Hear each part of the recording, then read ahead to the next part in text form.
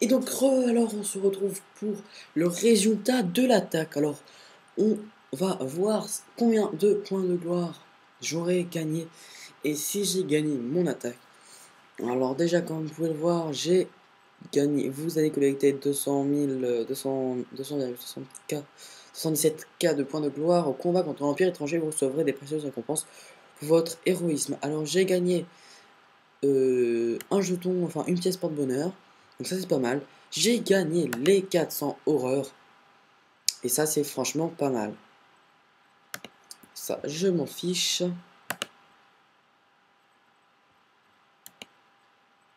Toc toc toc, attaque, victoire. Alors, comme vous pouvez le voir ici, je n'ai fait que 180 pertes, ce qui est franchement, je trouve, assez bien, que j'en ai gagné 400, donc au final, voilà, j'en ai gagné 220. Je pourrais réattaquer très bientôt. Alors, je pense que je vous referai une attaque comme celle-ci, hein. Alors là, c'est pas mal, j'ai pas perdu que de la distance, j'ai perdu aussi de la mêlée dans la cour. Alors, voilà. Info spéciale, ça je m'en fiche, je la fais parce que ça sera supprimer plus tard. Alors, je vais espionner un autre étranger, et puis comme ça, ça me permettra de voir euh, si je l'attaquerai ou pas.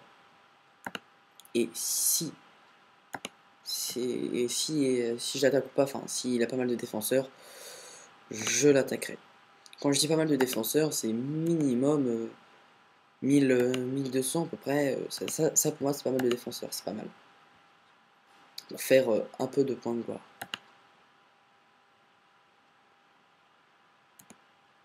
Ou sinon je verrai sur tous les combats que j'ai, et puis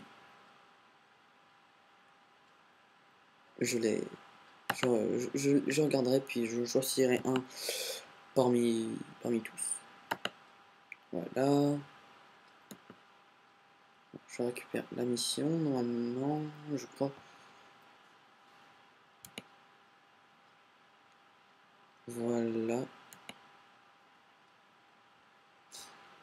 donc je récupère la nourriture.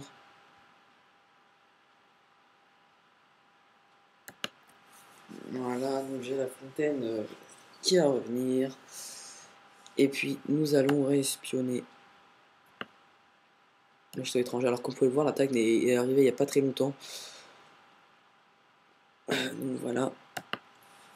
Alors là, je réespionne. Et alors. Voilà, alors il a 989 soldats. C'est soldats seulement. 122 milices. Alors on va regarder ce qu'il a. Alors comme vous pouvez voir, il a quelques offres également. Il a 193 arbalétriers, plus, enfin un arbalétrier vétéran, plus des éventreurs des mers renégats, plus des arbalétriers à la garde royale, plus des porteurs de race vétérans. Je vais calculer combien ça fait au total. Ça fait 208, 228, 328, 333, 333 off. Et si on enlève 333 à ça, bah ça fera 656 défenseurs. Bon, c'est pas mal. Je pense que je l'attaquerai dans une prochaine vidéo. Mais de toute façon, je vous referai plus clairement dans la vidéo.